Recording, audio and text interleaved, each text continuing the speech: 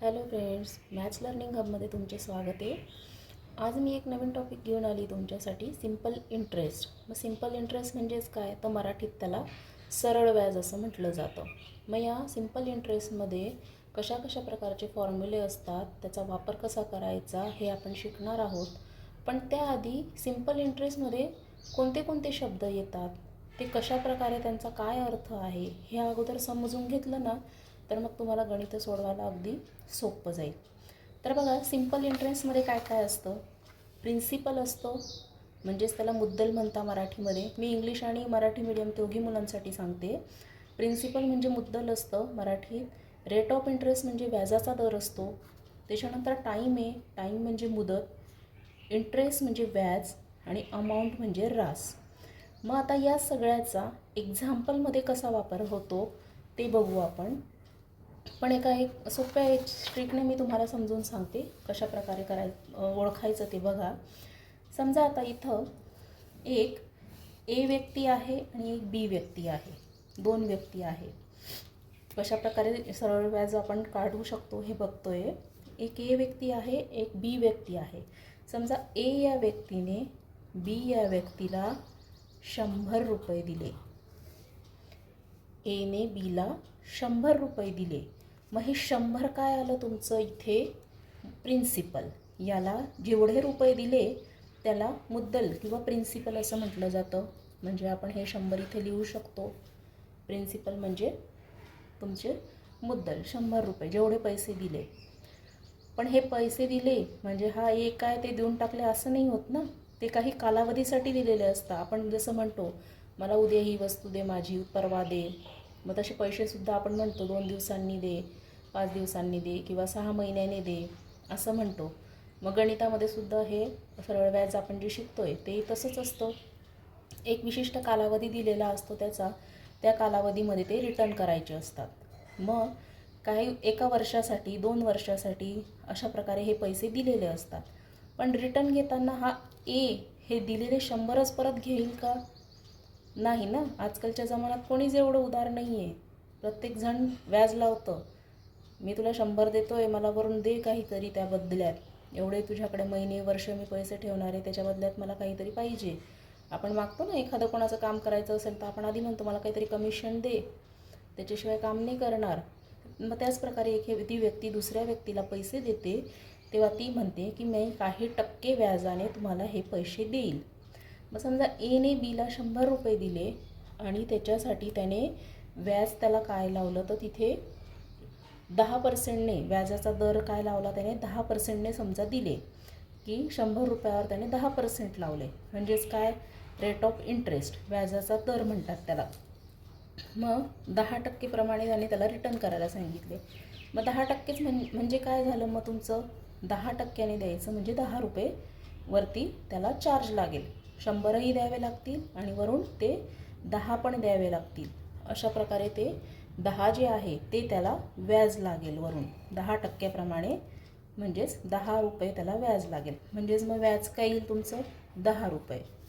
10%प्रमाणे व्याजाचा दर 10%, म्हणजेच व्याज त्याचं किती येईल, 100ला ते 10 रुपये वरती त्याला द्यावे लागतील. अशा प्रकारे हे इथे येईल. पण ते किती वर्षासाठी होईल, ती मुदत दिली जाते. 1 वर्षात दे, 2 वर्षात दे, 6 महिन्यात दे. समजा त्याने मला सांगितलं की मला 1 वर्षामध्ये दे हे, म्हणजेच काय, हे इथं बघा म्हणजे समजेल तुम्हाला. तर दरवर्षी म्हणजे 1 वर्षासाठी 10 रुपये तुला लागतील.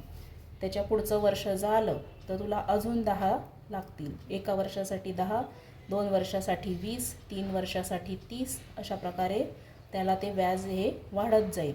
जेवढा तो वेळ लावेल द्यायला, तेव्हा 1 वर्षासाठी त्याला 10 रुपये जे आहे ते तिथे वाढत जातील. म्हणून मग हे काय आलं, वर्ष म्हणजेच काय आली त्याची मुदत. मग ती मुदत म्हणजेच काय असते, 1 वर्ष, 2 वर्ष. मग इथे त्याला समजा त्याने 1 वर्षाप्रमाणे दिले म्हणून आपण टाईम काय लिहिला, मुदत 1 वर्ष. मग आता इथे आपल्याला अजून काय दिलेलं आहे बघा, अमाऊंट दिलेली आहे.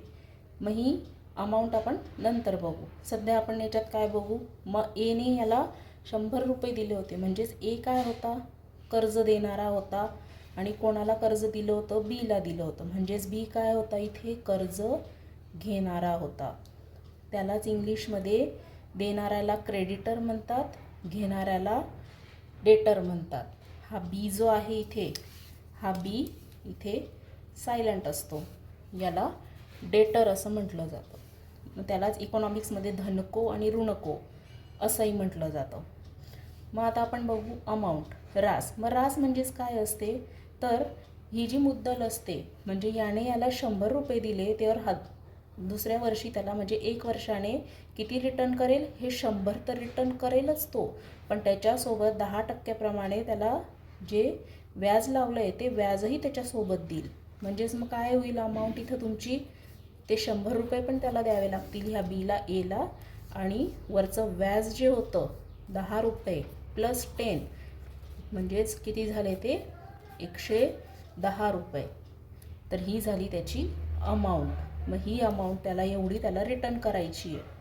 100 रुपये घेतले होते, एका वर्षासाठी त्याला 10% म्हणजे 10 रुपयेप्रमाणे त्याला ते व्याज जे होतं ते लावलेलं होतं, आणि 1 वर्षानंतर त्याला ती अमाऊंट टोटल किती रिटर्न करायची होती, घेतलेले 100 आणि वरचं व्याज असे मिळून 110 त्याला रुपये एला रिटर्न करायचे होते.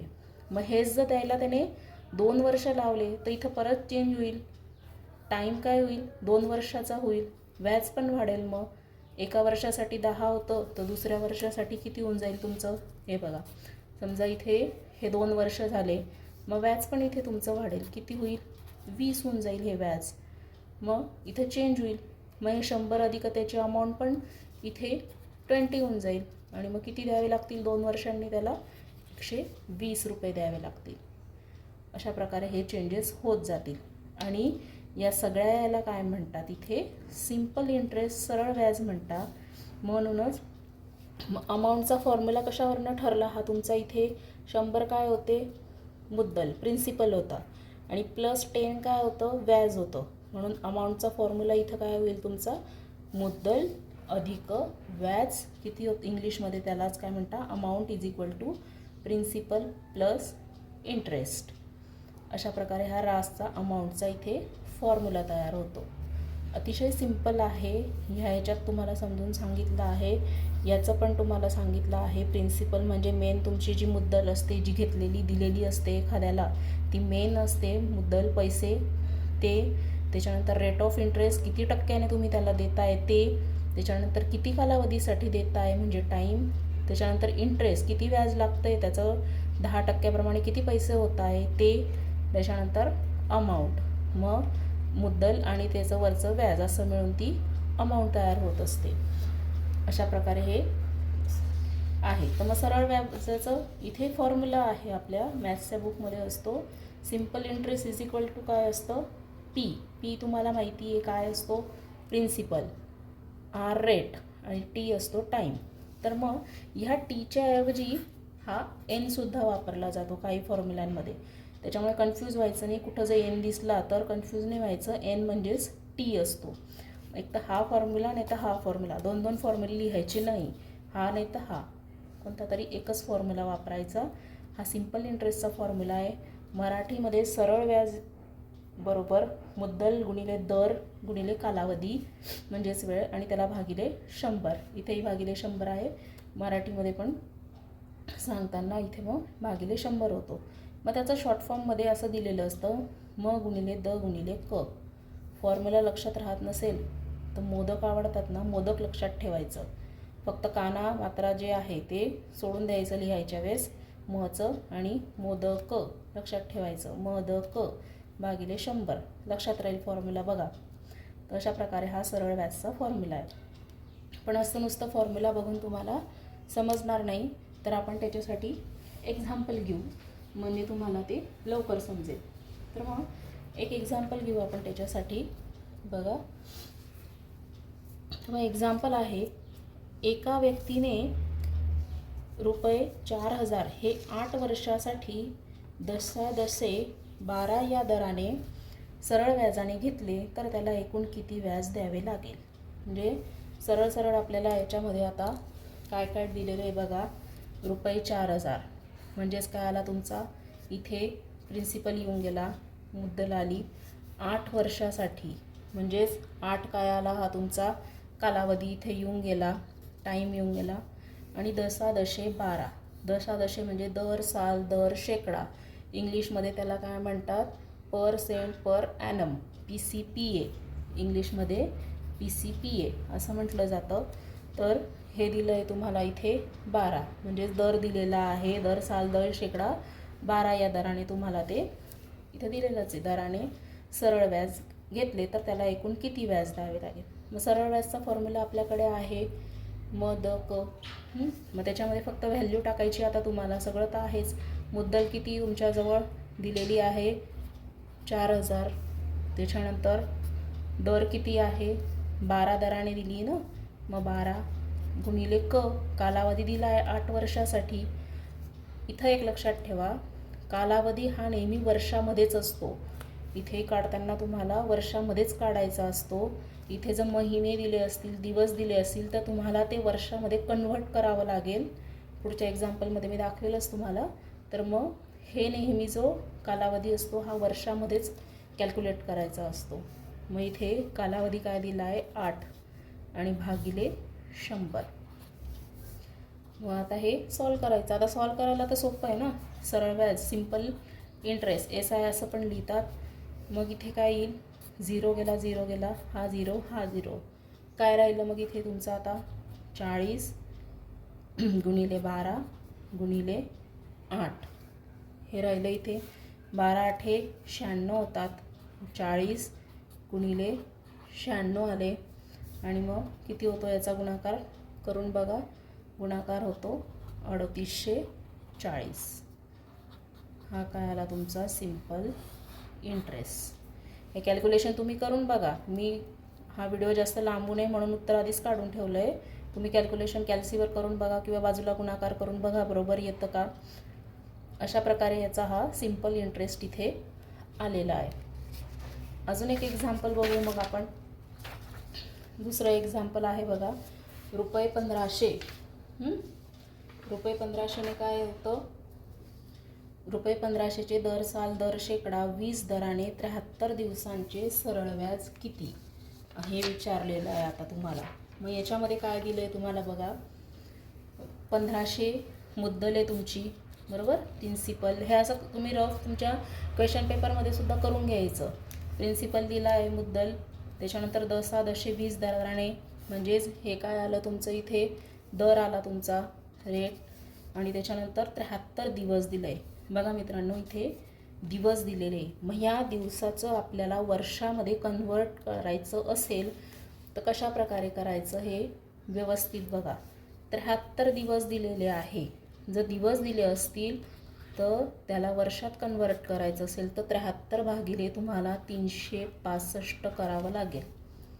वर्षामध्ये कन्व्हर्ट केल्याशिवाय गणित सॉल्व करायचं नाही.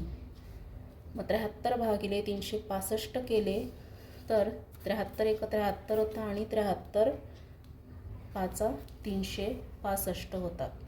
काय आलं 1/5. आता ही किंमत तुमची फॉर्म्युल्यात टाकायची. मुद्दल प्रिन्सिपल काय होतं तुमचं 15,000. अतिशय शांततेत सोडवायचं, अगदी सोपं आहे. त्याच्यानंतर दर काय होता तुमचा 20 आणि गुणिले कालावधी काय आला आपण काढला 1/5 आणि आता त्याला डिवायडेड बाय 100. अशा प्रकारे करून घ्यायचं. आता सॉल्व करायचं. कसं करणार, 0 गेला, 0 गेला, याचा 0, याचा 0 गेला. ह्या 5ने या 20ला भाग द्यायचा, 5 1 5, 5 20. मग आता इथं काय राहिलं तुमचं, आता वरती हे 150 आणि हा 4, 4 1 4 होतात म्हणून फक्त 4 लिहिला तरी चालेल. मग 150 गुणिले 4 किती येईल, 15 चोक 60 होतात आणि 0. काय आला तुमचा हा सिम्पल इंटरेस्ट 600. बघा, अतिशय सोपं आहे. फक्त फॉर्म्युला पाठ करून जायचा, गणितात बघायचं काय काय दिलेलं आहे, किमती टाकायच्या आणि सॉल्व करून टाकायचं. अतिशय सोपं आहे. अजून एक गणित घेऊ आपण, तिसरं बघा, ते पण सोपं आहे. समजा एक्झाम्पल आहे 24,000 मुद्दलाचे, म्हणजे एक्झाम्पलमध्येच तुम्हाला इथे देऊन टाकलेलं आहे 24,000 मुद्दल दिलेला आहे, 12% दराने दर 12% दिला आहे, आणि इथं काय दिलं आहे 8 महिन्याचे सरळ व्याज किती. मुद्दल दिली आहे, दर दिला आहे, 8 महिने दिलं आहे. 8 महिने जे आहे ते आपल्याला वर्षामध्ये कन्व्हर्ट करायचे. आधीचे आपण जे होतं एक्झाम्पलमध्ये इथं हे दिवस होते, दिवसाचं आपण वर्षात केलं होतं.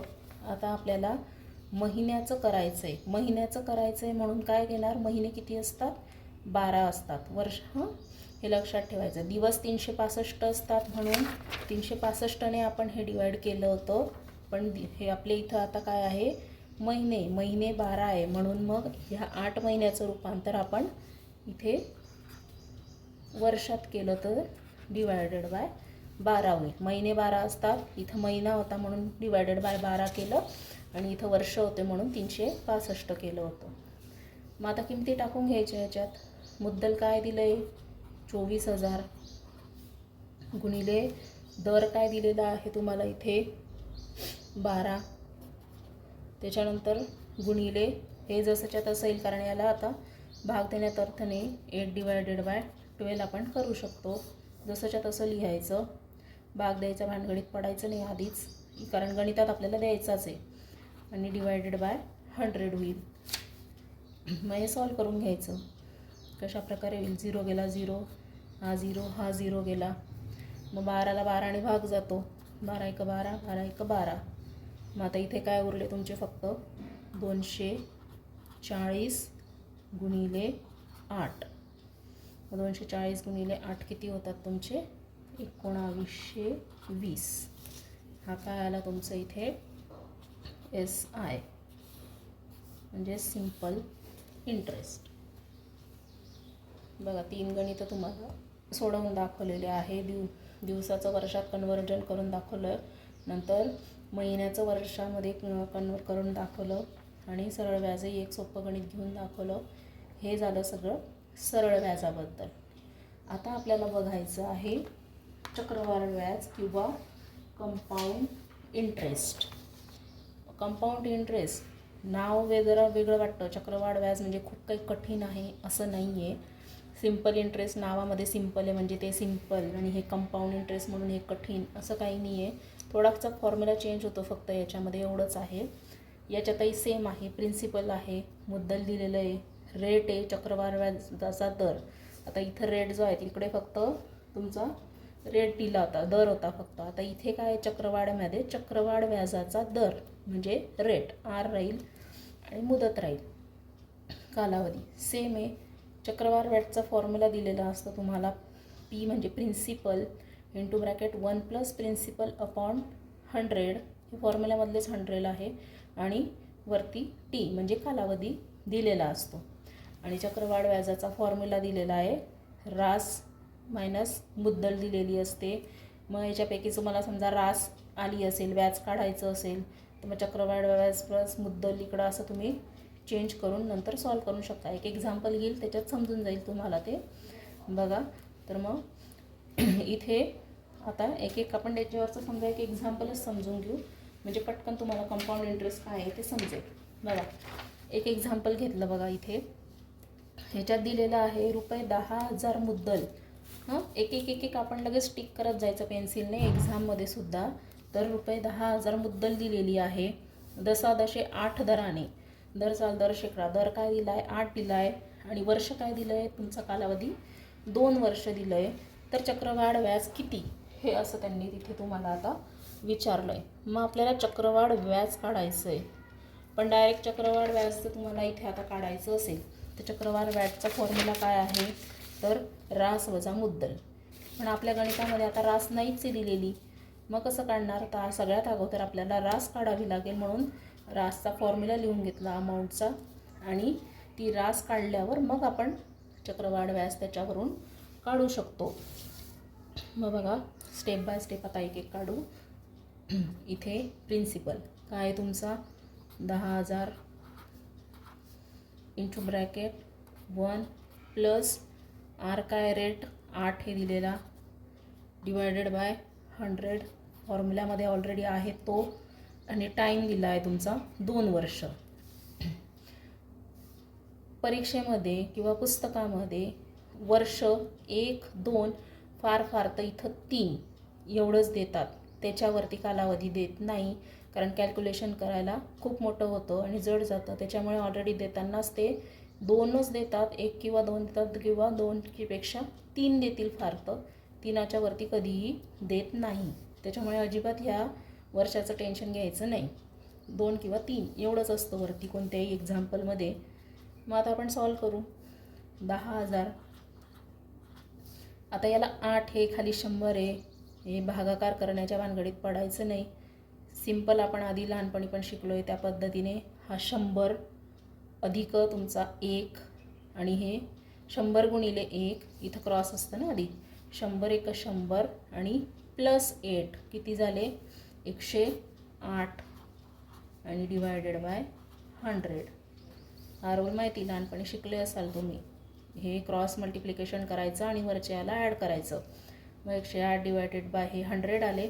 वरती तुमचा टाईम 2 ऑलरेडी आहे. मग 2 हा इथं ब्रॅकेटच्या बाहेर वरती आहे म्हणजेच काय, तो वर्ग आहे त्याचा. हे समजून जातं. म्हणजेच काय मग करायचं, हे 10,000 जसेच्या तसे लिहायचे आणि याचा वर्ग आहे म्हणजेच काय, याचा 2 वेळा गुणाकार करावा लागेल. मग 108 भागिले 100 गुणिले 108 भागिले 100. 2 वेळा गुणाकार होईल ना. इथं 2 ब्रॅकेटच्या बाहेर म्हणजे त्यांचा 2 वेळा वर्ग होईल म्हणजे गुणाकार होईल. मग आता हे सॉल्व करायचं. हे बघा, हा 0 गेला, हा 0 पण गेला. ह्या 100चे 2 शून्य, परत या 100चे 2 शून्य. मग राहिलं काय वरती तुमचं आता फक्त 108 गुणिले 108. करून बघा आता किती होतात 108 गुणिले 108. तर 108 गुणिले 108 किती होता इथे तुमचे 11,664. हे काय झालं तुमचं अमाऊंट, रास झाली तुमची. इथं तुमचं गणित संपतं का नाही. आपल्याला प्रश्नात विचारलं आहे चक्रवाढ व्याज. हे तर आपण फक्त आता अमाऊंट रास काढली. मग ह्याच्यावरनं आपल्याला चक्रवाढ व्याज काढायचं आहे. मग चक्रवाढ व्याज कसं काढणार आता, इथे आता तुम्हाला चक्रवाढ व्याज लिहून घ्यावं लागेल. मग चक्रवाढ व्याज फॉर्म्युला काय होता आपल्याकडे चक्रवाढ व्याजचा बघा, रास वजा मुद्दल. काय येतं इथे, रास वजा मुद्दल. मग आता इथे काय आता तुमच्याकडे दिलेलं, रास आलेली आहे तुमच्याकडे आणि अजून काय आहे तुमच्याकडे दिलेलं, मुद्दल पण आहे बरोबर. मग व्याज तुम्हाला काढावं लागेल. मग रासमध्ये काय येईल 11,664 वजा मुद्दल काय होती 10,000.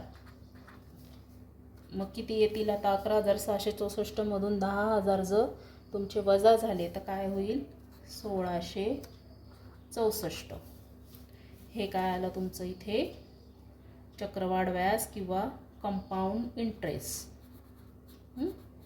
चक्रवाढ व्याज हे तुमचं आलं इथे बघा. सिंपल आहे सोडवायला. फक्त तुम्हाला कंपाऊंड इंटरेस्टचा फॉर्म्युला, रासचा फॉर्म्युला पाठ करावा लागेल. तो सरळ व्याजमध्ये तुम्हाला सिंपल इंटरेस्टमध्ये पण फॉर्म्युला पाठ करावा लागेल आणि एक्झाम्पल व्यवस्थित वाचायचं. मुद्दल कोणता आहे, दर कोणता दिला आहे, वर्ष कोणतं दिलेलं आहे. इंग्लिश मिडियमच्या मुलांनी सुद्धा सगळं बघायचं. प्रिन्सिपल कोणतं दिलेलं आहे तुम्हाला तिथे, सगळं टाईम काय आहे, इंटरेस्ट काय आहे सगळं बघायचं. त्याच्यामध्ये रेट ऑफ इंटरेस्ट काय दिलेलं आहे सगळं बघून त्याच्यामध्ये त्या अमाऊंट फिल करायच्या आहे आणि सॉल्व करायचं आहे.